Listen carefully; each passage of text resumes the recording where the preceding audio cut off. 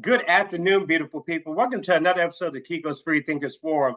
We're at episode 112, and we're joined by a repeat guest. This is the second time around, Tracy Carson. Y'all may not remember her because the forum has grown so much since that time, but Tracy joined us on episode 5. And back then, we talked about the March for Medicare for All a few years ago. And Tracy is a native of Indianapolis, Indiana. She's an activist. She's right now a volunteer for the Cornel West 2024 campaign. We're going to talk a lot about that today. But Tracy has her own YouTube channel. It's under Tracy Carson, but she has a company called Tracy Media Entertainment. And within her YouTube channel, she has lots of different shows. One in particular is called, I think it's called Congratulations 47th President Dr. Cornel West is what it's entitled. And then she has other shows embedded within that Tracy Carson YouTube channel, which I'm going to link all the episode information at the end of the description. But I want to welcome Miss Tracy Carson today and say welcome to the show, and thanks for coming back on and accepting that invitation again. Hello, everybody. Everybody, hello. Yes, and that's her kind of signature. I love when I hear Tracy on there. Again, I'm going to promote her channel as much as possible. We got to support each other's independent media channels, and it's really important. Each subscriber is super important. And having said that, subscribe to Tracy Carson's channel. I'm going to link her information at the end of the episode description, her YouTube information, and subscribe to my channel as well. And she has a nice website too. I'm going to link her website that is already has a great interface, links to all of her shows, her Patreon account, and everything else.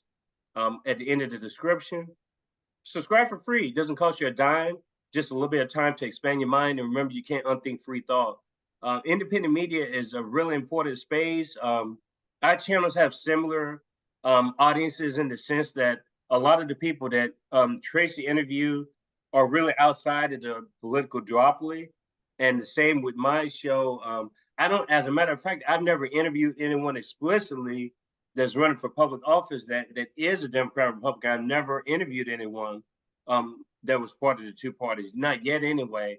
And I know Tracy's interviewed a plethora of people across the political spectrum. So that's kind of what our shows have in common. I tend to delve more into some of the social issues, more targeted specific issues, but there is a lot of similarity. I recommend all my subscribers to go over to her channel and give her a sub. It doesn't cost you anything at all. We got to really support each other. Again, I'm going to keep driving that point home. We have an audience here. 42% of my audience is located outside of the United States. That was always the point of Kiko's Freethinkers Forum, was to make it an international community forum and have global perspectives enhanced as well. Not just the local, the state, the national. We have to understand each other as people. We're all human beings. I think if we saw each other as human beings, we wouldn't be at war so often. It's easy to bomb someone when you justify it based on your own ideology. But when you realize that people are human beings just like you, it's a lot harder to do that to people. So we like to stress that on the show here. I want to get started, though. Let's talk about Tracy some. And I'm really interested, since the last time we spoke here on this particular platform, it was a while back, about a year and a half ago, episode 5. I kind of want you to give the audience your political journey. We know that you support Dr. West right now, but what has been your political journey personally from the point you started at to where you are now? And you can take as much time as you want. Wow. To make it easy for me to say, I'm sick of the Democratic Party. Absolutely sick of them. They haven't done anything, period, for Black people. And I kept saying, why am I wasting my vote on this? I couldn't name one thing specifically for Black people. There has been no Black crime hate bill. The discussion of reparations never comes up. The minimum wage, which would affect everyone, has been $7.25 for at least 9 years. And I don't believe that Joe Biden ever wanted $15, because when 8 Democrats vote against it and you say nothing, it was literally over 2 years ago. Actually, that's not a true statement. It was actually over years ago, but I fell into the trap of, oh boy, I hate to admit this. I voted for the lesser of two evils argument.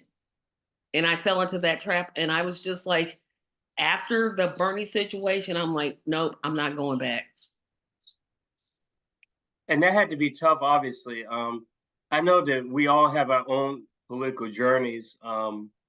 But so basically what you're saying is you've always you started out as a member of the Democratic Party, your whole family more or less had affiliations with the Democratic Party. Well, not really, because most of my family, and I'm talking like mother, father, aunts, uncles. I'm not going into extended family, but most of my family, they didn't vote. My father did, but my mother didn't vote until later in life. So I never grew up around politics. So you never had an inclination of what your parents' views were about anything? No. Really? No. And was it just not discussed? It was just never discussed. I mean, my dad, like I said, he was a poll worker, and he would talk about how bad, but he would literally say both of them were terrible. Now, I don't know whether he went in and voted Democrat or whether he voted Republican. I'm almost certain he voted Democrat because I can't imagine my dad supporting Republicans, but I don't know because we never discussed. Politics was just never discussed with us. So I have a question for you. We're slightly different generations, but there's some overlap there. Like I would consider myself part of Gen X, but like late Gen X, I guess, because I'm born in '82. I don't identify as a millennial just because that's just the way I identify. I think I have more in common with Gen Xers personally. But I guess my question is, do you believe that when you first cast a vote, when you were able to legally cast a vote, do you believe that the political system was different at that time versus now, or do you think it's pretty much the same? I think, when I was 18, I thought, oh, this is me doing my civic duty. This is me, let my voice be heard. My vote's really going to matter. And while I'm not saying that it does matter, I just didn't realize how much corporate PACs and money and the politics behind politics played a part in it until I got much older. Mm-hmm. No, that makes sense, for sure. I think back then I just thought it was something that you had to do. I know I think I cast my first vote for it would have been, I guess, Gore. It would have been the controversial 2000 election because I was 18 at the time in 2000. So that was my first time I participated in politics, is when I supported Gore and Lieberman, I believe, was in 2000 when we had the big controversy with the Bush, the Florida, that issue. Back then, you had already started to support third parties, though, correct? It was really early. It was really, really early. Kind of to go brief over my political history. And some of my votes are unfortunate. That's fine. I'm not proud of the fact that I voted for Bill Clinton twice. I'm not proud that I voted for John Kerry. Wait a minute, I skipped one. I did vote for Ralph Nader in 2000. Definitely voted. I think that's what kind of got me onto third parties because I saw what was happening. Like even then, I was paying attention to the 1994 crime bill and how he was allowed, like Black politicians, to say, no, you got to vote for him because he's for us. But I didn't see that in action, right? I'm like, I don't see anything he's doing. So once he ran out his term, there was no way I was voting for Gore. No way, no how. I wrote in Ralph Nader's name, and that kind of got me on the third party trail. I followed up with Kerry for some dumb reason. Then I followed that with Obama. Then I followed that with Clinton. But each of those times I didn't support them. Well, no, I'll backtrack that. I supported Obama the first time. I had made up my mind to vote for Jill Stein in 2012. But once I got in the booth, I was like, and somebody's going to take offense to this, so I might as well just get it out the way. I asked myself, how many times am I going to get a Black president in the United States? And I just voted for Obama, and I literally regret that. I understand what I was thinking, but it was definitely the wrong decision. And supporting Hillary was just like, I literally got sick. Like, it made me sick that I bought into the, well, we can't have Trump. I'm like, okay, I didn't vote for Trump. I voted for Hillary, but we still got Trump. So it didn't do me any good. So now I'm just like, okay, you can never tell me to vote Democrat. No, you can't. It's not happening. I think that's important, though, that we have these conversations with the audience, that we're honest and transparent about that stuff. I don't think you should feel ashamed of those decisions. I do. I understand you are, but we've all had those shameful decisions. But it's a learning process. You have to start from something, you know what I mean? Because we don't always have the tools going in about the candidates. We don't know the positions of the candidates necessarily. And there's a lot of pressure on people to conform to the two-party system. There's a lot of pressure. If there wasn't the same amount of pressure there, it would be easier to vote for who you wanted to, vote your conscience. But we're always taught, for people who are into the electoral politics, that we're basically taught, okay, you can do this, but there has to be a condition attached to it. Like, I've seen a lot of people, just the interview I did with Jill Stein last week, the comment section is crazy. They're basically like, if you're basically going to help Trump again, it has nothing to do with Jill Stein. It has to do with, it automatically jumps to you helping Trump. I'm sorry to interrupt. That's crazy. That's crazy. It's like, are you supporting a candidate or what? Like, are we still doing this same 4-year cycle game where it's like we're voting against the other group? I mean, it's just ridiculous to me. It's like you're either supporting somebody or you're not supporting them. Yeah, but I'm about to say something controversial. People need to get out the plantation. I said what I said. I said what I said. I don't care. You don't have to like me.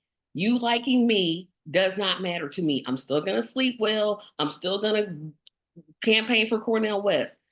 What you just said, that's not even a fact.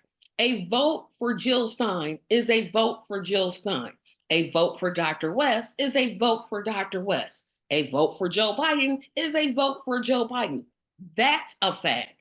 But because we have this, well, this guy is less evil than this guy, but you can't tell me that.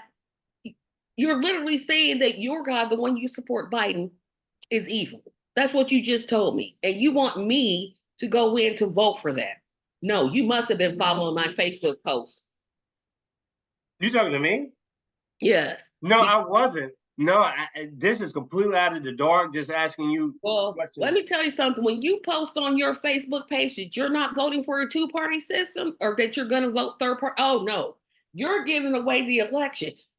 Let me tell you something about giving away an election. Y'all started it. I'm going to finish it. You started it off by selling out to corporations, taking campaign contributions, not delivering things for the American people, supporting genocide. So you want to start it? I'm here to finish it. And you seem a lot more liberated compared to even when we talked back in episode 5. Yeah, because my eyes got open. Like I tell people, when I woke up, I woke all the way up. It's like, oh, now I see it. Was there a particular moment where you were just like, you know what? I'm tired of being shamed by people. Like, I'm not going to buy into this anymore. Like, right. Because when I voted for Clinton, I didn't support her. There was no way. I was like, I didn't support. There was no policy of hers that I sat there and said, that's the best policy I've ever heard. I didn't support Bill Clinton. Second time around, I didn't support Obama. But because I was in this plantation state of mind, and yes, I did use the word plantation, I know somebody be like, unification is not the same thing. It's exactly the same thing. Because I was in that mindset of we got to stop this person. Then it clicked. I'm like, Tracy, they're exactly alike. They both take corporate interest money. They both support Israel. They don't support a minimum wage. Defense funding has increased under Republicans and Democrats. If you look at the way that they vote, and that's what I implore people to do, stop listening to what the politicians say, because they'll give you issues like abortion, and that's the one the Democrats go to, and Republicans, they're all over the place with, you know, women and men's sports and all of these things. Those are distractions. Look at how they vote on things like military spending. Look at how they vote. There's nobody, including the squad, that has voted to decrease the military budget. No, nobody said, you know what, this is just too much. We should be about peace. But they'll tell their constituents, oh, well, I'm for peace. I can't tell because you keep voting to increase the military's budget. So when I start realizing, oh, they vote exactly the same. They raise money from the same people. Once I got that, I was like, okay, there's no turning back. And even to go a step further than that, when you talk about militarism in general, it's not just the national military, it's also the police, it's also the national security state. All three of those entities go together, not just the local police that we see, it's all, which is the war on drug stuff, criminalizing drugs. Yeah, Cop City is a perfect example of that. I made an observation. I was like, you notice that Cop City was did by a Democrat? Oh, well, that's state monies. Here's how I'm going to say this. I know Kiko's probably never going to have me on again, but that's okay. I'll be fine. Keep saying something like that. I'm going for it. Stop excusing the Democratic Party. Here's why people, you never talk about the Republicans. To me, they're not worth it. They tell me exactly who they are. They do not lie about who they are. I know who they are because they tell me. Democrats try this key and let's just say what sounds right. And they never do anything. Healthcare should be affordable. No, healthcare should be free. Well, we need a living wage. No, we need to increase the minimum wage. No, we need a living wage. So they say just enough to trick people to make them think, oh, well, this guy's on my side. And I would just say, look at the squad. That's the example I'm going to bring up. I'm like, if I've never seen a group of sellouts, them is it. Well, it's like you said, if you're assessing evil, I came to this conclusion a long time ago.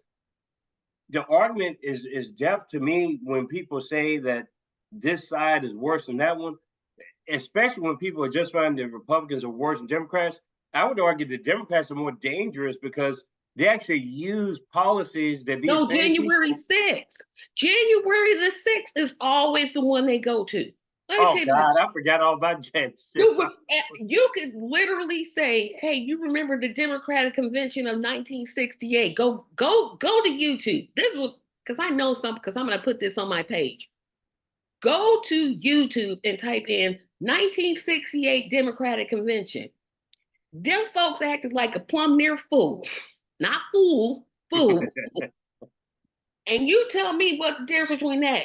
Now, sure, they didn't attack their capital like the terrorists did, because that's what they are, they're terrorists.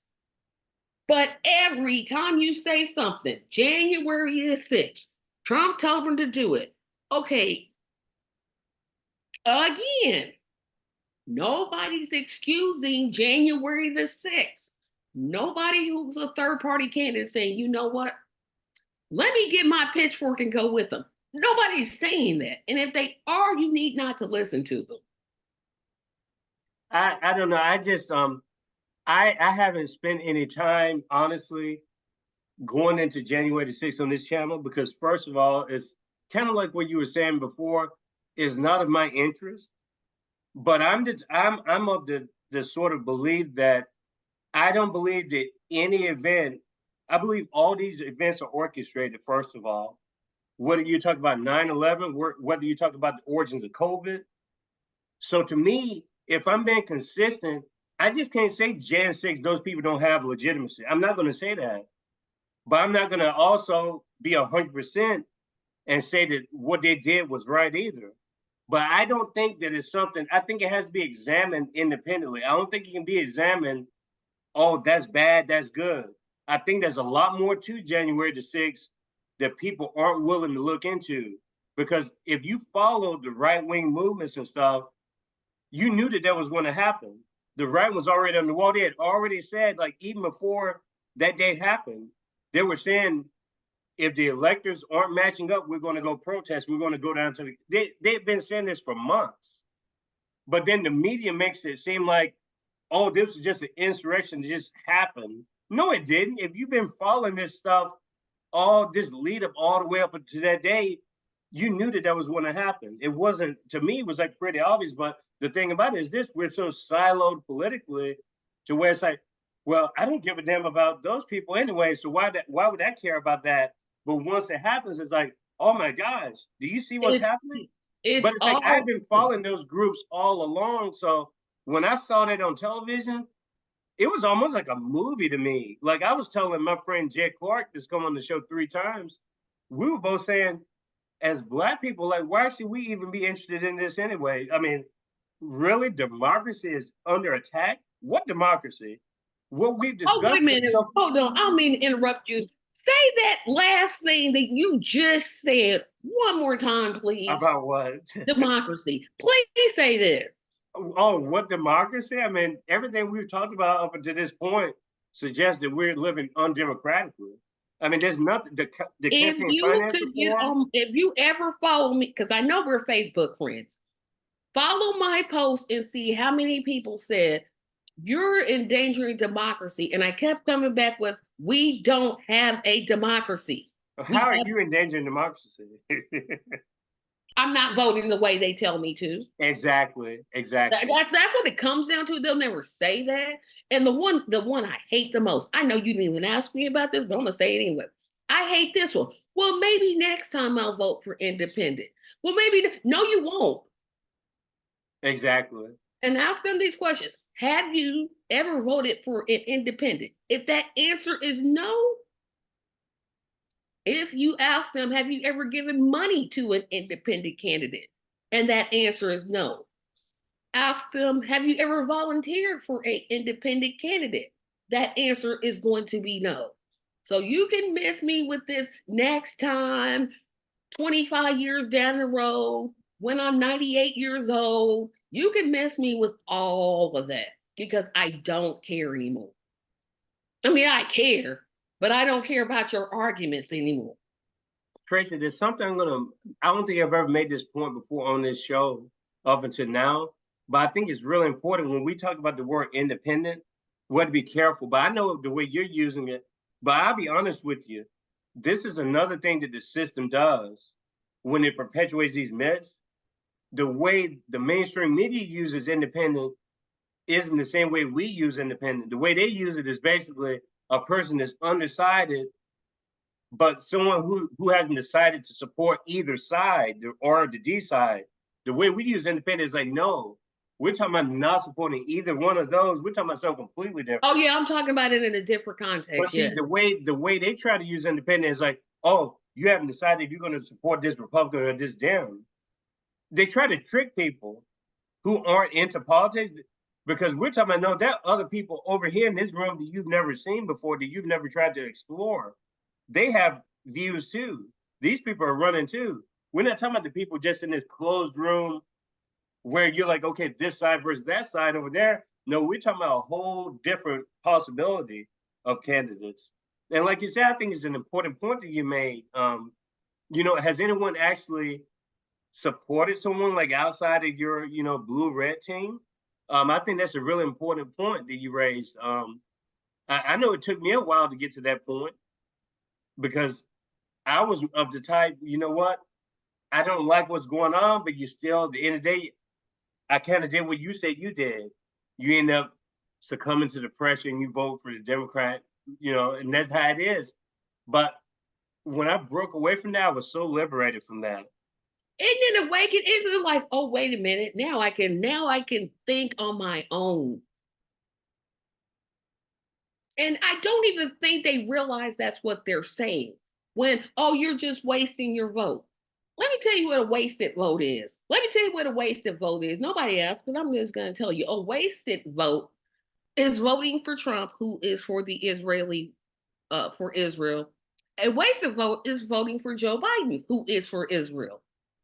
Not the people, but the government. A wasted vote is voting for Trump, who will give tax breaks to the top 1%. A wasted vote is voting for Biden, who will give a tax break to the 1%. You tell me the difference without using the phrase January 6th, I'll wait, because it's not going to happen. Their policies, if they weren't in the room at the same time during the debate, I would promise up and down they're the same person. I just was like, wait a minute. These similarities are too striking. And I think that's what the people who say you're wasting your vote, you're giving it to Trump, they don't realize they're suggesting that they get to tell you how to vote. You don't get to tell me how to vote. I will vote for whom I want, when I want. Mm-hmm. If I want to support Cornel West, guess who I'm supporting? You're not going to talk me out of it. And as much as I support Dr. West, if it means Trump wins, you brought it on yourself. You brought it on yourself when you didn't advocate for a $15 minimum wage, and now we're off of that. You brought it on yourself when you didn't pass a black hate crime bill, voters' rights, let the tax credit slide. These are all your fault. It has nothing to do with me. And I'm going to tell you something else, Tracy, something you brought up there. It tells me this is where I differ from a lot of people. I think you're in that camp too, where voting needs to be way more urgent than what it is. Electoral politics, the electoral politics game to me is a sham personally. But if you're going to do electoral politics, you have to recognize the urgency of electoral politics. And what do I mean by that? There's no term limits. There term limits to president, but these parties have a capture on term limits in the Senate and the House. And even if you're 18, let's just say that you're 18 years old and you die when you're 80. I'm just using an example. That means you've only participated 15 times in presidential cycle, each 4 years. We don't have time to keep playing this 4-year game where you get shamed this time, but next time you'll get a chance to vote for who you really want to vote for. No, because like you said, when the heat starts to crank up, they always find a way to shame you at the end. And they use whatever event they use to justify, no, we can't allow this to happen again. But didn't you say that the last 4 years? It's and the 4 years before that, and the 4 years before that. Exactly. It's like before you know it, it's like, okay, I'm almost at the end of my life, and it's like we're still having this same conversation again. Now is the time. It's now. Yeah, because otherwise it's never going to change. If you have this same mentality, it's never going to change. And like I said before, as much as I want everybody to vote for Dr. West, I realize there's some independents like, you got Jasmine Sherman, you have Claudia De La Cruz, you have Jill Stein, you have several other independents. Chase, long as you don't vote for Joe Biden, Donald Trump, or RFK Jr., we cool. I don't got no problems with you. You said RFK Jr. That's interesting. No, I know why you said it, but no, I got a question for you because you brought it up. Okay, the whole Israel thing. I agree. I totally agree. I agree with that crowd that's criticizing Israel, like the AIPAC lobby, all this stuff. I totally get it, trust me.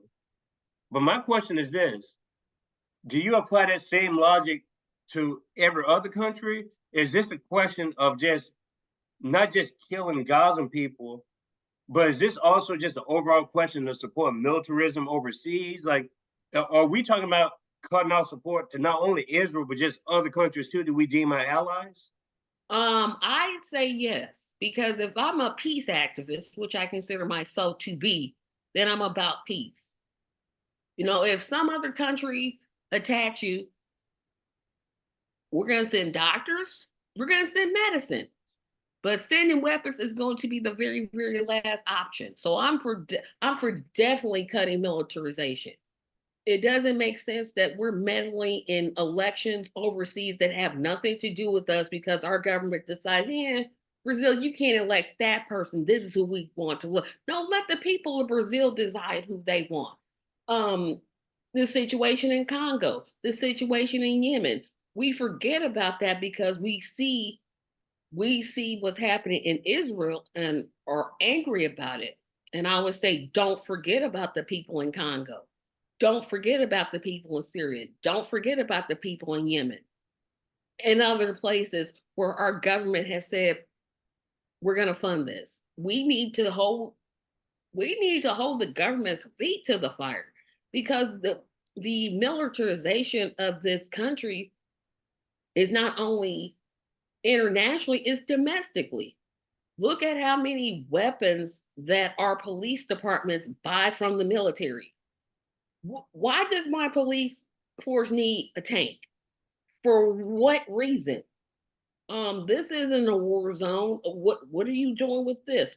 Why are you building large detainment centers, Cop City? Why are you, you know, jailing people for minor things for long periods of time? So I think until we get it, people get it, but I don't think they know what to do about it.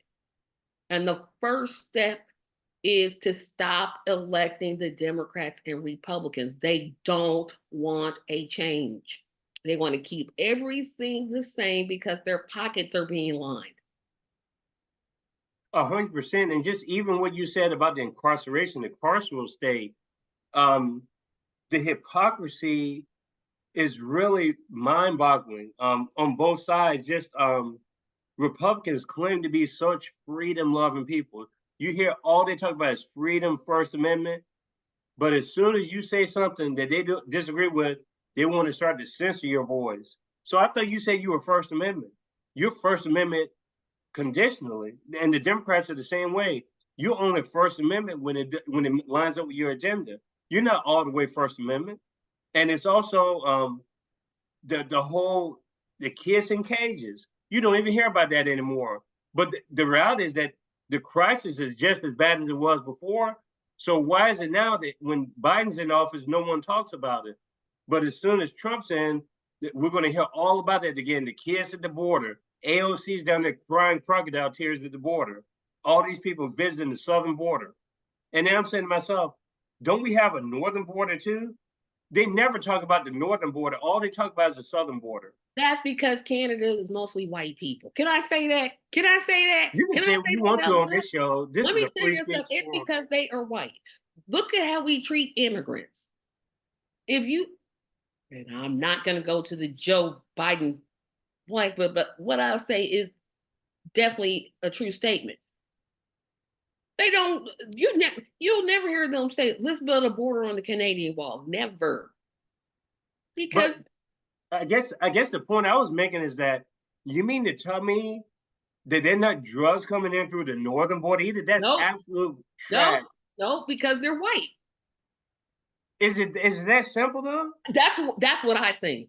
Because if you look at the southern border, you're talking about countries like Guatemala, Brazil, Colombia. I can't name all, Mexico. Most of the people in those countries are not white. Oh, and I forgot Haiti. Haiti is not in South America, but it's adjacent. If you look at Canada, what other country borders us in the north? That's it. But I think that, but I guess the point I'm making is that that's a misconception about Canada. If you go to Vancouver, if you go to Montreal, if you go to Toronto, yeah, but you have to go to certain cities. But I know those cities have the same people that we basically justify bombing in those countries. You have lots of Arabs in Canada.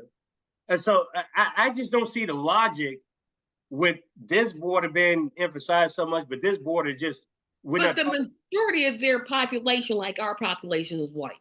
I understand that. That's what I'm saying. The majority population, yes, there's Arabs, there's Black people, there's I'm assuming there are, but you're never gonna hear them say, "Hey, let's build a wall against Canada." And let me go back to the wall and say this. So Trump said he wanted to build the wall, and he didn't. Guess who's finishing it out? Let me take a good guess. Now let me see. Oh, it's Biden. Oh, and then illegally obtained land to finish the border because it was allocated. Like you can't allocate money to something else. You can move it from here and put it there, but hey, that's just me. That's just me making sense. How dare I? How dare I not vote the way that you tell me? Next thing you know, I want peace. Can't have that. Oh, do you notice the posturing all of a sudden, even with his view with what's going on in Israel right now, like Biden, because he saw how unpopular some of his base was getting when it came to people speaking out against like this bombardment of the people, the genocide of the people. And now all of a sudden he's like, Netanyahu, you need to stop this. You need to, all of a sudden now he's on board with the ceasefire. All of a sudden Pelosi's on board now with the ceasefire. Ain't that something? And you know he doesn't mean 10 words of what he says. I mean, yeah, when we talk to Republicans, he doesn't mean what he says. If he gets elected, he's going to give more money and more people are going to die, unfortunately. And you know it's crazy? These I'm not gonna almost say a word that I don't like to use, but these people, I can't tell you the amount of negative likes I've gotten from the Jill Stein video. I was shocked myself. You're gonna get it. What's that? They're so propagandized they don't even know it. That's the problem. They're watching MSDNC and CNN DNC and Fox RNC. So they believe the narrative. They're not out here. They may watch you because they know you or whatever. But at the end of the day, I bet you got, and I'll go back and watch it. I bet you got well, you're just giving the vote to Trump. How dare you? We need to unite around Biden. Biden may not be the best choice, but he's the best choice for this situation. Blah, blah, blah. I can almost guess what was in the comments. I can almost guess. You know what's crazy, Tracy? And then they say this stuff. They bring Trump in it when he's not even in office. Like they said, they were basically like, it's going to get worse, the genocide. So they say that they used the word genocide. Okay, I didn't even use the word. So you're admitting that Biden is on his watch. Genocide. That's it's on his watch. So you're saying it's going to be worse under Trump? How does that make sense when he's the one in office and he's allowing it to happen now? I ask those people who's going to win the Super Bowl. I need to know who to bet on so that I can make some money because all of a sudden you become a fortune teller. Like you know what's going to happen. I don't know what's going to happen. Is it a possibility? Yes, it's a possibility Trump could get in there and make things worse. Yes. But Biden isn't going to make anything better. He's already proven that when he said there's no red line. He's already talking about selling more weapons. And anytime you bring in genocide, I literally got a comment, and I'm hoping she's going to watch this, that said you should stop caring about the people of Palestine because they don't care about you. Wow, who said that? One of my Facebook. Oh my gosh, that's crazy. I'm like, are you what? If they don't see the humanity of the situation, they just don't, unfortunately. I mean, it's so sad. Do you understand if the shoe was on the other foot? Could you imagine if Israel was in Gaza's position? Could you imagine the outcry across the world? I would be angry either way.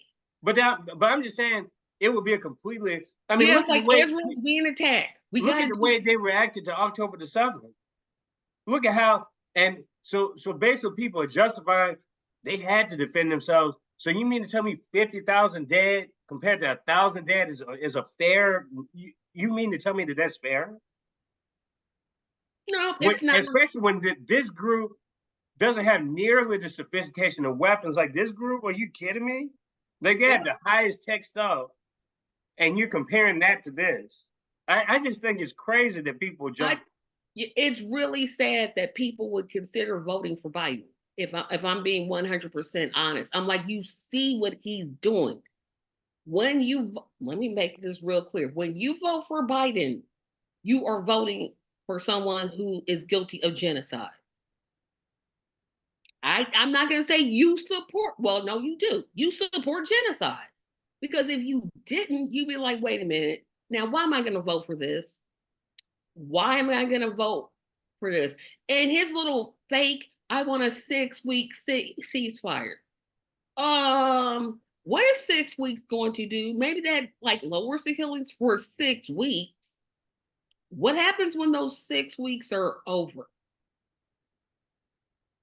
I would argue that it's not lowering anything because I mean that's talk of famine issues right now in Gaza And because that's the other thing. it's a humanitarian crisis. You told these people to go places and you're bombing the places that they're going to. I mean, that kind of kills your argument. We're trying to find these people on the tunnels and stuff. I mean, you're bombing like city centers and everything, like basically flattening the area. He has literally told his funders, his owners, his owner donors, that he's going to increase aid to Israel. And then he turns around and says, well, I'm concerned about the children and no, you're not. Go sit down somewhere. Keep eating ice cream. Go away. Retire. Do something else. Because I'm not for it. I can't understand why people would openly vote for somebody that says that keeps.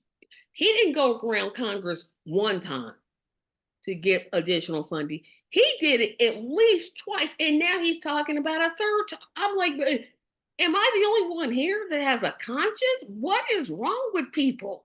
I don't get it. I don't understand it.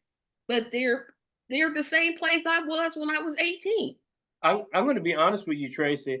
It's going to this not just this issue, but the militarism issue alone is going to cost him the election. I'm going to say it right here. I'm already going to make a prediction. I know who I platformed and stuff, and I would definitely in another life. It's just not realistic in this life that a third party candidate is going to win this cycle. That don't mean I'm not going to support a third party candidate. I am, but I believe this is Trump's to lose because I've heard people that aren't even involved in politics say, ever since Biden's been in office, we've been at war, the Russia-Ukraine stuff. Like it's literally been just the Bush years all over again. It's like there's wars everywhere you look. It's just never ending wars. And it's like, to me, that's where the Dems have just become so neoconish. I mean, they're just neocons because everything is like, it's a pattern. You know, once it happens, twice it happens, it can't keep happening. There's something to it. It just means that the Democratic Party is just a war party. I mean, both parties are war, they're pro-war. It just depends on maybe this country's their target and this country's their target. But either way, they want to find any way to justify going into war with another country. I just don't, it's just militarism. And it's so sad to see. But I think I think people are waking up to that and they see that it's not going to get any better. I'm hoping so, but I disagree with you. I think a third party candidate has an excellent chance. You think to win, you think to win this cycle? I do. How? Based on the campaign laws and the visibility aspect alone. Let me tell you why I think. And of course, I'm talking about the candidate who I support, Dr. Cornel West. I'm not talking about those others. If somehow we can get in those streets, and I say those streets, and talk to people and say, look at what's happening, and get people to show up to vote for us, I don't see why not. I think the war is going to get worse. I think Trump may get convicted of things. I think a lot of things. There's a lot of internal reasons that I won't go into because I'm going to do that on my own podcast, self-promotion. But I think it's a great chance. Unfortunately, RFK is leading in the third party realm right now because he has money behind him. But I remember where great movements started. This has been brewing for at least 40 years. Third parties have been building and building and building and building. think this is a good chance to say, you know what, this is it. I think that this election cycle is going to be a great evidential basis of where we go from here. I don't see that optimism, Tracy, based on perceptions, polling, everything. Everything's already against third party candidates already. There's no visibility. If it wasn't for shows like ours, these people aren't getting visibility. If it's not for Free and Equal Elections Foundation, those people aren't getting visibility. Sure, people know who they are from a distance. I ask people on the streets, do you know who Cornel West is? You'd be surprised how many people don't even know who Cornel West That's is. why I gave the condition of engagement. I literally gave the condition of engagement. I understand that, but time is not on the side. It just isn't. We're talking about November is going to be the election. I just don't think that it's going to be able to. I believe that there has to be a movement, sure. I do believe that this is the cycle where people have to have their convictions in place, but they have to stay in place. And there has to be a break to where you can keep building towards something bigger and bigger and bigger. Yeah, I wouldn't have a show called Congratulations to the 47th President Cornel West if he went. I wouldn't even do that. If I didn't think it was possible, I wouldn't waste my time. I understand that, but he's polling at 1% nationally. That's the reality. Now, I don't know what he's going to be polling at in the summer. I have to base things empirically. I can't base things on fantasies. I mean, the reality is that he's polling at 1% and Jill Stein's polling at 2%. Kennedy's polling at 10%. Those are the numbers. I can't create different numbers. And based on the people I talk to, a lot of people don't even know who Dr. West is. They don't know who Dr. Stein is. They don't know who the hell Claudia de la Cruz is.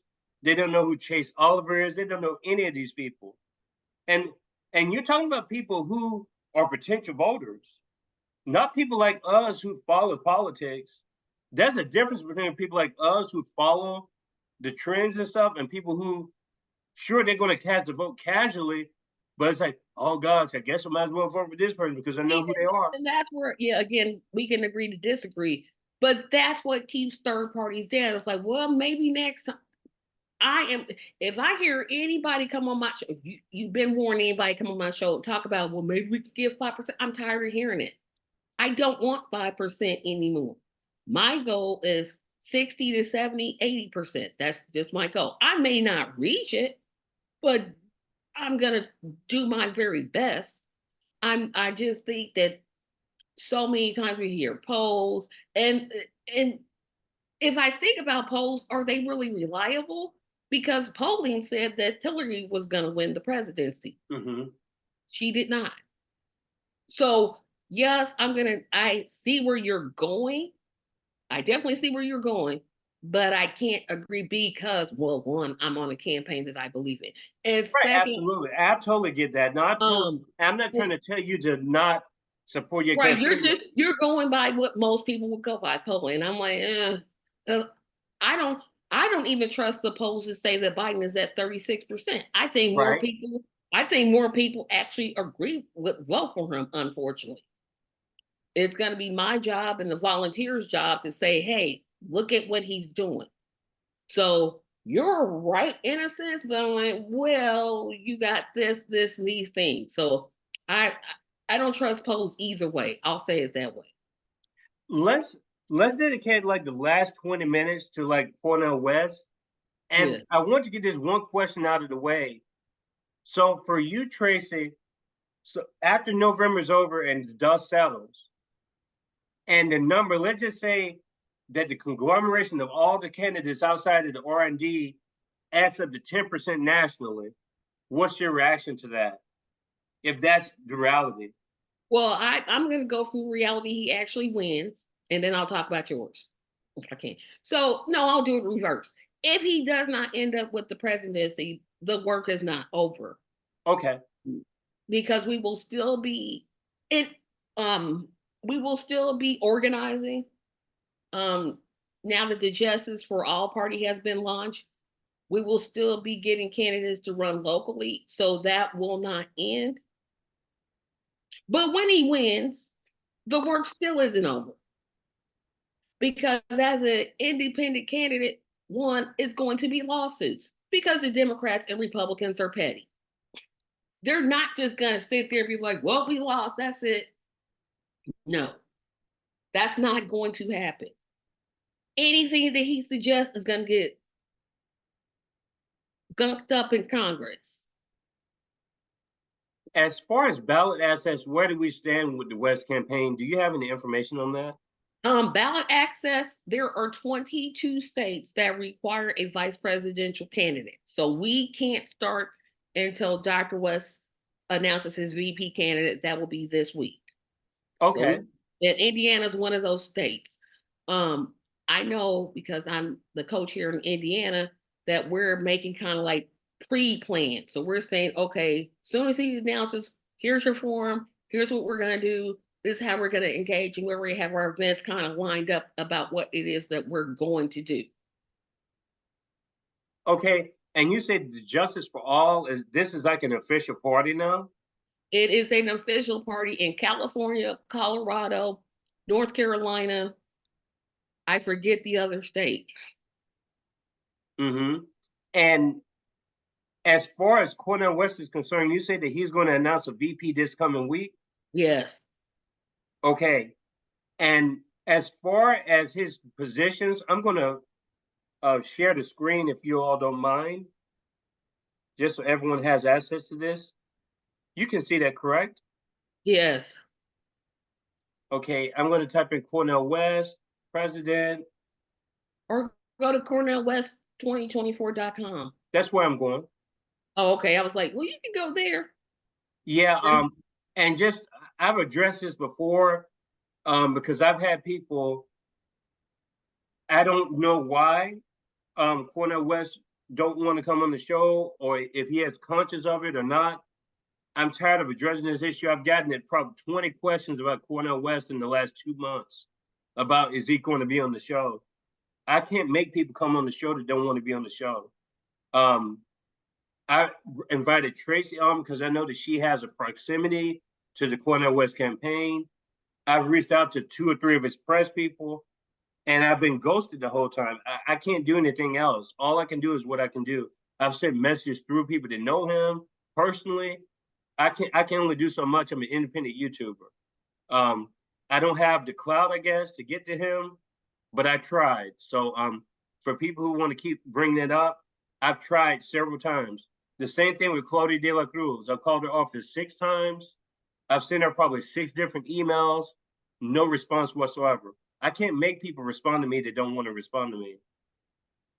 That says more to me about them than it does about me, because I've done the job that I've tried to do. So, but we're looking at his campaign side here, and he has it divided into economic justice, worker justice, environmental justice, health justice, racial justice, transformative justice.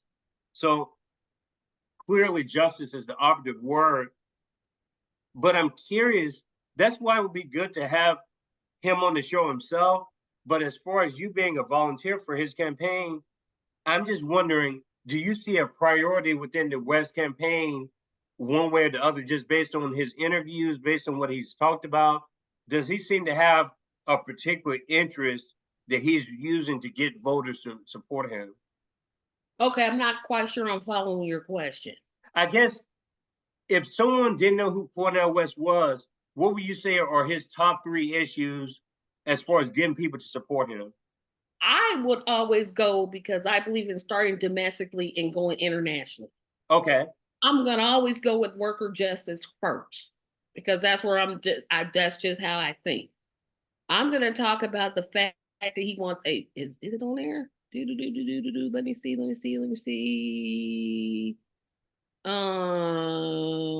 It should be on there, the $27 an hour minimum wage.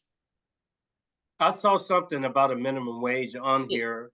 It may not be in the economic justice, it may be further down, but I know Dr. West supports a $27 wage with considerations for those who live in higher areas that cost more to live. I know he wants to abolish homelessness, not to have a study about ending homelessness. I know he wants to, well, it's pretty much right there. That first section right there is where I'm going to talk about. I'm Mm-hmm. going to talk about the fact that he's for ending the wars Mm-hmm. that, that we continue to spend money on. Those are where Okay. I'm going to go. Not to say that, and it depends on who I'm talking to. Because if I'm talking to somebody that's concerned about the environment, I'm going to start with the environment. If I'm talking to somebody that cares about voters' rights, I'm going to start with the voters' justice. It depends on who it is I'm talking to, but if I'm talking to somebody that doesn't know, I'm going for the $27 minimum wage. First thing I'm going for. So when you say a $27 minimum wage, that's interesting because, like you had stated before, 7.25 is the national minimum wage. Mm-hmm. But what would be your argument to people who would say, why don't we just make sure our currency has more buying power as opposed to raising the wages? When in reality, if you make the currency stronger, you don't have to worry about such a high minimum wage because the minimum wage is going to be based differently because the cost of living is different across the states. Your That's money why in California doesn't go the same way as your money in Tennessee or something. Absolutely. That's why Dr. West has in his platform for considerations for people that live in higher income basis. And I would say, not that I'm Dr. West, why can't you do both? Mm, When you're looking at, and I'll use myself as an example, when I lived in my apartment before I bought my house, my rent started out at $565. In the course of 3 years, it went up to almost 1,000. mm, Usually you get maybe like a 5% increase. No, if you take the 565 that I started from and go to 1,000, that's more than 5%. Now, math isn't my thing, but I know that's more than a 5% increase. Apartments are rent is just out of range where people are literally living in their cars and working.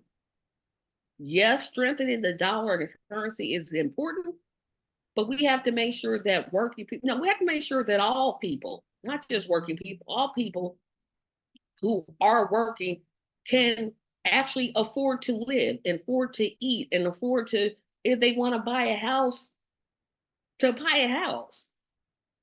Interest rates, now I know the president doesn't have control over the interest rates, but I got no credit for buying a house this year. Matter of fact, I owe taxes. I bought a house this year. Um, and I think, we have those situations where people, I was spending maybe 75, $80 a month on groceries. Now it's up to 150, 175. Same food. So yeah, I definitely agree with raising the minimum wage because anybody that thinks you can make it off of anything under $20 is fooling themselves. yeah, you're right. The economic justice section, it says national $27 minimum wage with special considerations for specific geographies, what $27 an hour would not be a family sustaining wage. I believe it was Dr. Richard Wolff has stated on the record at one point that $44 is actually more in line with what the minimum wage should be based on adjusted for inflation. Right now, that $44 would actually be the right number. But so it's interesting to get um because we know like even if we're basing on a 1974 statistic versus 2024, it's mind-boggling just hearing my dad and mom talk about the stuff that they could buy with that dollar back then in 1974. It's really scary. You would think that this is like an extraterrestrial experience. Like, no, at one point your dollar went a long way, but it just shows you how with the financialization of the markets and everything else, they've devalued our currency. Wall Street has the mega corporations, they've devalued our currency because you know how it is. It's okay for them to be socialists when the government is giving them buybacks and money. When they get bailouts, it's okay, but we can't get $2,000 from COVID relief. We can't get free healthcare, free education. It's bad for us to do that, Tracy, me and you, and all the other working people out there. It only applies to the people who are part of the banking class. They can get all those breaks, but not us. You see how socialism works, people? People like to throw that word around like it's a negative word, but I guess it depends on who's getting the benefit of it. You know, when banks do it, it's Yeah, okay. I Totally love fine. when people like Ted Cruz talk about, "Oh, I'm against socialism." Okay, give us back that free health care that you're getting. Yeah, You know, exactly. like, Exactly. All those people in Congress talking all that trash, and I'm being very nice with the words because I'm respecting the guest here because I know she doesn't curse on her show. that's So, my platform. This is yours. but at the very least, no, I'm gonna be respectful. You know, I like to be respectful of the guests, and I'm gonna do that for you, Tracy, because I do consider you a friend. But no, it's crazy how Congress, none of those rules apply to them. They all have their beautiful health care. They have all this, but we can't have that stuff, but they do. And they can get voted in 50, 60 years, 14% popularity. But how are they getting all this support to stay in office? It's because of the money that comes in, all the lobbying, all the money. They're basically buying elections. And I know what Dr. West talked about ending term limits on his site too. But there's a lot to read through, honestly. Um, there's pretty much bullet points, but there's lots to discuss within this site here, this Cornel West 2024.com site. So you said the minimum wage, and what were some of the other things you were talking about as far as his positions? I definitely love the mandatory minimum of 6 months of paid maternity. I don't know what you call fathers, but parental leave. I'll say parental leave, like the website says. Mm-hmm. We get what, 0 hours now? You have to basically say, not that I've ever had a child, but you have to take vacation time. And then if they take any additional time, that's unpaid. Or go on FMLA and get 60% of what their wages were. We shouldn't even live in a country like that. I mean, I would love to live in a country where, in European countries where it's a year. Mm-hmm. But I think 6 months is a good starting point. I definitely agree with the corporate stock buybacks. That should just be illegal. It should also be illegal for Congress people to trade through the stock market. If Mm-hmm. you're there to serve the people, you're there to serve the people. You don't get to trade you don't get to use insider information to buy stocks, to pad your wallet. That's just not something I'm for. These first 2 points, this is the kind of stuff that it kind of causes red flags for me. This, abolish that.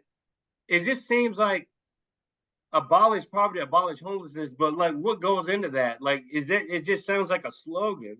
Like, what goes into that? Abolish poverty, abolish homelessness. Like, what could you expand on that some? Okay, so again, this is where, of course, these are bullet points because nobody's gonna sit there and read a 15-page paper. Most people just, tell us what you want to do. So he's literally telling you what he wants to do. We should not have homelessness, period. We have enough money in this country. We always brag. I always hear Congress brag, we're the richest country in the world. Well, why are veterans sleeping on the streets? Why Mm-hmm. are people living in their cars when they're working? So that was one of the things as a former homeless person. When I heard that, I was already in when Dr. West announced. But that to me, I haven't heard any other candidate say they want to end homelessness. He's actually been asked about that in several other interviews where he's put a price tag on ending homelessness and ending poverty. So again, no, this isn't going to be a 65-page document that nobody's going to read. You always want to, make it brief because people have more things to do than sit here and read papers. And if you look at Joe Biden's site, there's nothing there. He literally has no platform. So I appreciate this. It was brief. I can understand it. I'm like, okay, I'm for it. And of course, there's workings that have to be done You can't just make a bullet point and say, okay, it's a law now. No, there's things you have to do. My concern would be putting it on a website where you have bandwidth issues. And if you're not working with the money that you should be working with, you're not going to have the space to put all that. And briefly, let's end it around 4:15 your time. The work of justice, is there anything that stands out to you in this section? You have establishing a workers' bill of rights that ends the right to work stage, the greater protections for workers to you. All of literally the whole platform is, and this is rare. I rarely, I can go through the Green Party's platform and like, well, I don't necessarily agree with this, and this. There's nothing in this entire platform that I would not agree with. So everything here, but if I was gonna pick like the top ones that I would talk about, I'm gonna talk about national free pre-K childcare. Childcare in this country is expensive. I do not have children. I'm glad I don't. Well, not for that reason, but childcare is expensive. People literally pay hundreds, almost thousands of dollars per month for childcare.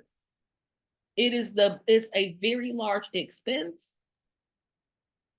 especially for single parents that have to pay for childcare out of pocket.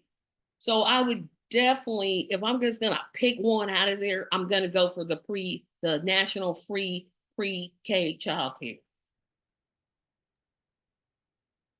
As far as I was thinking about something you just mentioned about the Green Party. So I don't want to get too much into drama, but you would almost look like you're reading like a Green Party platform. A lot of there's so much overlap between his platform and the Green Party's platform. Is there a particular reason why West left the Green Party to begin with? What was that about? Could you briefly? Here's what I will say. Okay. Dr. West didn't want to be tied down to a party that took him away from his original goal, which was to speak to the people. And I know people criticize him for that and say, oh, ballot access is going to be hard. It's going to be hard anyway. RFK has $50 million in the bank and his ballot access is hard. But I think ultimately, when you realize something isn't working, you have to make changes. And he wanted to be more involved with the actual talk to people and actually, speak to groups and be at protests and do all of those things. And to be honest, I say it all the time, I think his platform got a lot better when he left the Green Party. I don't see a whole lot of overlap. Maybe somebody will have to point it out for me, but I don't think the Green Party is saying anything about a $27 minimum wage. I think they're still at 15, but correct me if I'm wrong. They say a lot about the environment, a whole lot about the environment. Well, if they should, they're the Green Party. But, I feel like if you're going to run for president, you have a right to run. Well, I think what the Green Party and Cornel West overlap is especially not only the Green New Deal, because you see right here, his first bullet point under environmental justice is move beyond the Green New Deal to a global green reconstruction initiative. And then you also, the whole idea about like ending the wars is a very consistent. But I would argue, I guess to your point, that's not even just a Green Party thing. Most independent parties agree with ending militarism in general.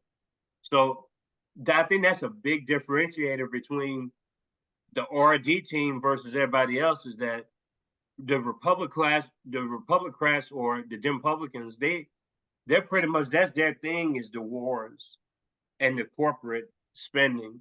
And the third party movement, I guess the main thing that they have in common is campaign finance reform, ending the wars.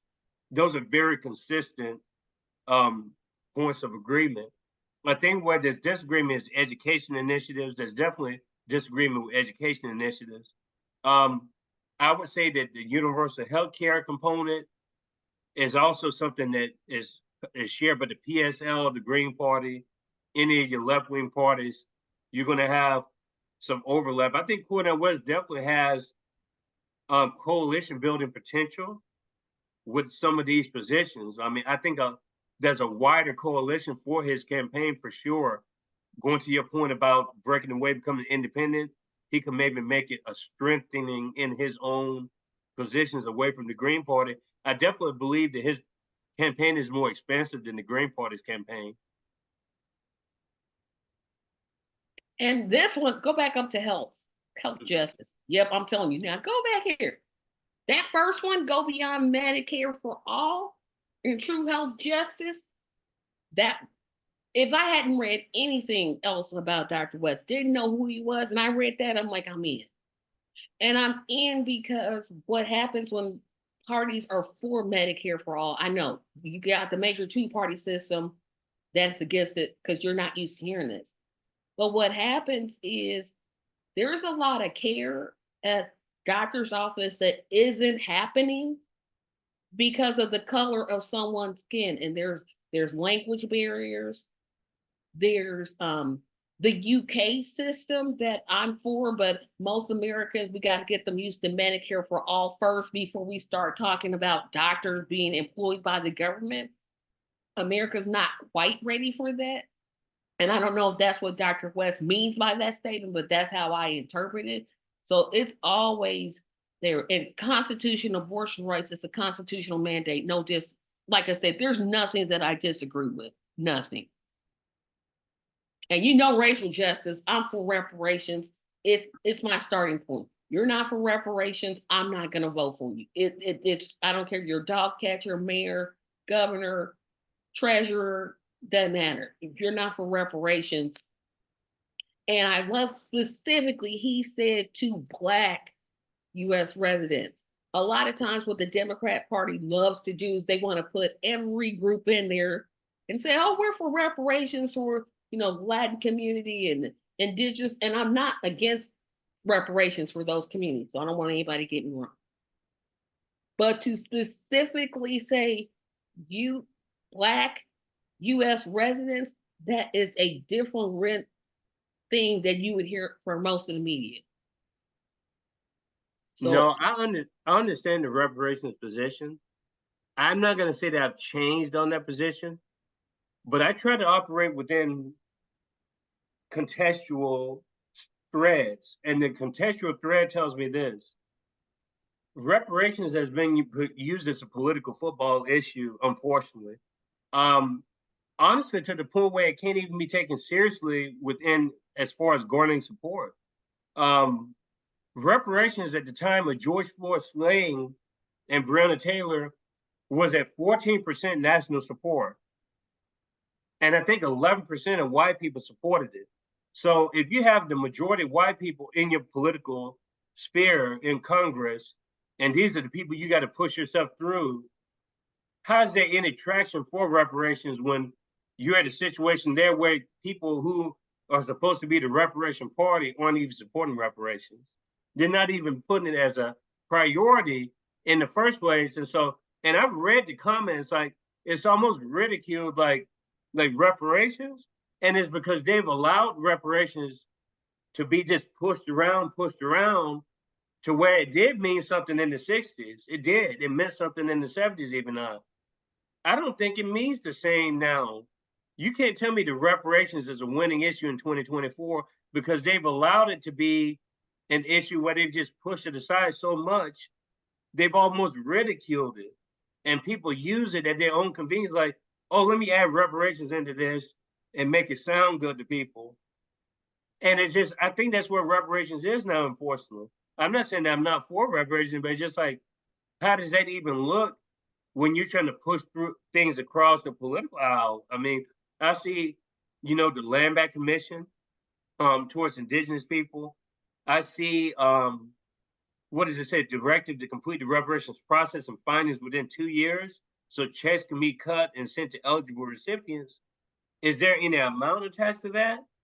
Like, I would have to probably talk to him about the specifics, but well, here's what I would generally say about reparations.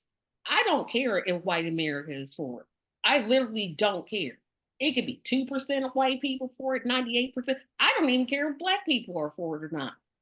When I'm talking about Tracy. And Tracy is all for it.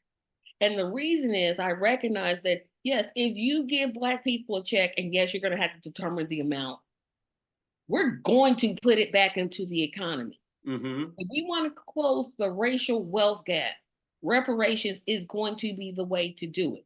And what people don't understand is those reparations, they're not coming out of your tax money.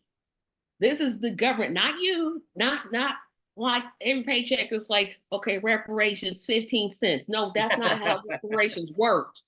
So I see, I know you had your opinions about Dr. Sandy Darity, but his book on reparations is very good in explaining how reparations closes the black wealth gap. And I told you, and I promoted his book. I have nothing against his book, From Here to Equality, but it's disingenuous for you to want to sell 25 copies of your book to come on the show. That's not smart, and that's not organizationally sound. That's been very disrespectful, and that's telling me that you have another agenda. It has nothing to do with reparations. If the idea is educating people on I'm just talking about his book. I'm not talking about his practices because I don't know him like that. that. I'm telling you what he did, and that's why he had the right to be exposed. His book is a good book. His book and Kirsten Mullen, From Here to Equality. I would promote it again. It's a great book that makes a case about reparations for African Americans, Black people in the United States, descendants of slavery. But that's why I end, like I said, I can't get anyone to come on the show to discuss reparations. Yvette Cornell, Tone Talks, Camilla Moore, we had communicated, but then she ghosted me. But like I said, it's one thing to say something, but you need to follow through with something if you actually mean something. Otherwise, I don't take you seriously.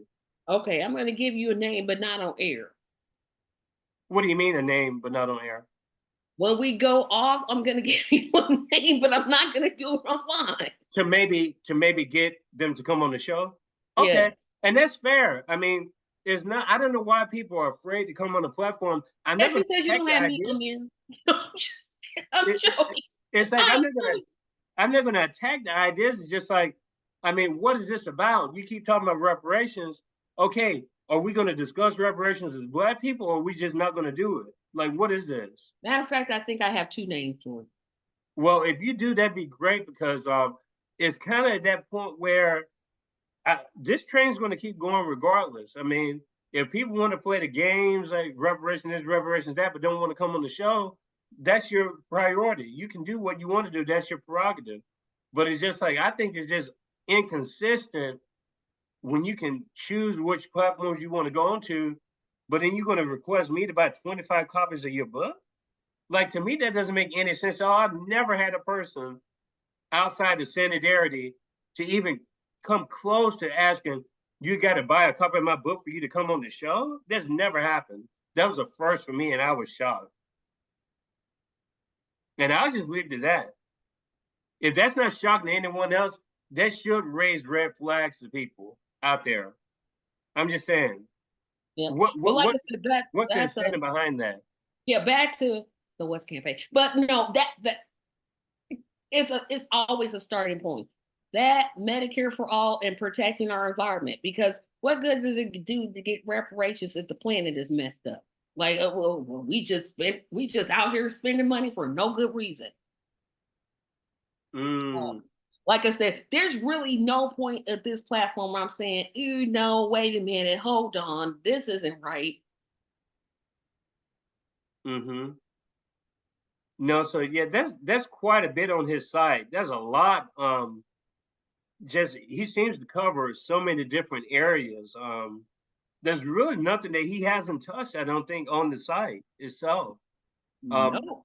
That's why it would be a great opportunity, if I am able to get him on the show at some point, or even yourself, if you're able to get him on your show to maybe, question him more about some of these positions, so a larger audience can have access to this information.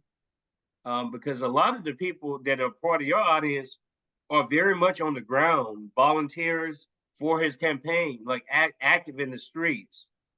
And so that I think that would just be a great opportunity for him to communicate with someone like yourself, who is a grassroots conscious person. Because I know when you led the March for Medicare for All in Indiana, very much grassroots. You had a couple hundred people come there for you, supporting you. Doesn't seem like a lot, but it is a lot because those ideas are being expressed, and you don't know who's going to get that message.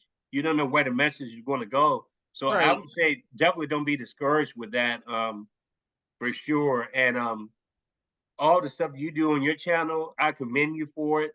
And I've followed your channel ever since I knew about you.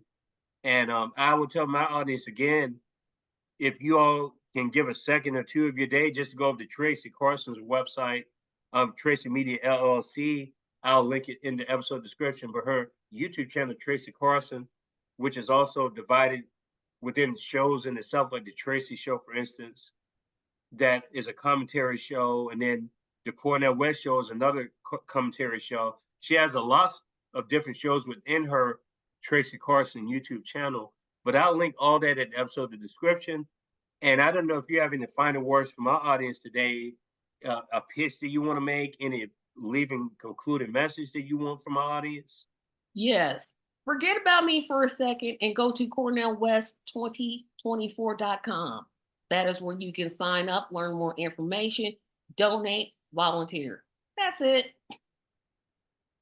Okay, and as far as Cornel West side, I will also link that at the end of the episode description. Um, I know we've had people come on the show previous to this and have also expressed a lot of admiration for Dr. West, and more than likely they have support behind them. And I tried to do that on this show. I know the last week has been pretty Jill Stein heavy, but it's because I hadn't had any Green Party people on until that point. Jasmine Sherman I had on, but outside of Jasmine Sherman, there hadn't been anyone else within the Green Party on. But I think I had Christina Amira Khalil on from New Jersey. So I would get people on that are adjacent to all these different campaigns. There's just a lot going on right now. But we do a lot of focusing on specific issues on this show too. So it's not just the political party stuff, it's also more social conscious stuff that's geared towards other arenas, whether it's the Electoral College, whether it's the Gaza situation, whether it's neo-colonialism, geopolitics, anything that you could, think about really, LGBTQ in Latin America, Black rights in Colombia, just there may be just any particular issue covered on this show, but I guess that's where I would be different than a lot of other platforms. Is that simply, I'm pretty much a scholar. Like that's what I am. I'm a scholar, and we talk about scholarly stuff, but we also try to bring people on that have a proximity to the working people. Like we have to have that marriage, and that has to be something that's considered, because that's something that was not considered in academia when I was an active part of academia. It's pretty much people talking in the same room, oh, PhD to PhD, but I don't want my platform to be like that. I want it to be a mixture of that, to where we are talking to working people and people who are scholars as well. I do want to plug one more last thing. As serious as Kiko has made my platform sound, I do take up some very non-political things, such as the show I'm about to tape. I will be talking about the Good Times trailer. I got a whole lot to say about that. And I got a special kind of announcement, but I don't want to say anything until it comes to fruition. I think I'm close to doing something that I've really been wanting to do, but I will be talking about the Good Times trailer. I tell you what, Tracy, and you're right about that. You definitely have a lot of lighthearted content on your shows. I did And a list of you sandwiches. go, I ranked sandwiches. I literally sat there and said, okay, this sandwich is number 5, and this one is 4. I'm also going to link the interview we did before we go, beautiful people. I came on Tracy's show a few weeks ago, and we talked about the history of the Congressional Black Caucus. I thought that was a really interesting show. You got a lot of engagement with that, and hopefully we can get your numbers up with that as well. But that was very exciting to be on your show. I And how hope did your I audience. end that one? Politicians that you think will cuss you out. I hope your audience enjoyed that episode. But it was fun. Just I like the variety within your shows, though, for sure. And we are a little bit serious on this show, but it's good to have the balance or whatever. I do like that about your shows, that you do have quite a sense of humor, and we definitely have to take time to laugh without crying. We definitely have to have time to get a release, an emotional release, but not necessarily an angry release, and informative even out. We got to have a sense of humor too. But beautiful people, I've enjoyed this episode 112 with Tracy Carson. Again, support all of her content. I'm going to leave all of her information at the end of the episode description. And I mean that I consider Tracy a friend. She's invited me on my show in the past, and we've had great times. It's not even about agreeing on everything. It's simply about creating a dialogue to where people are comfortable talking. Because there are people that think like us. There's so many people out there that they want to say things, but it's like maybe their family is like keeping them from like they can't say certain things around the family. And we don't want people to be scared like that anymore. Times are really too urgent, and we don't have the benefit of just being able to just sit around and not say what we want to say. We got to release this stuff to the public, and we have to be encouraged. Support independent media. I'll leave it at that. Support independent media. You don't even have to put your money where your mouth is. Simply subscribe for free. That's all we're asking for. Nothing else. Not even a dime. Just simply that's YouTube will support us if you guys give us enough subscriptions. You don't have to give us any support. YouTube will pay us from the ad revenue. So think about that when you look at independent media channels, because any other time you support a bigger channel with the name recognition. So do that, apply that same logic to independent media channels who are really trying to push the envelope and support third-party candidates and go against the mainstream narratives. Beautiful people, enjoy the rest of your day, and cheers. Take care of yourselves.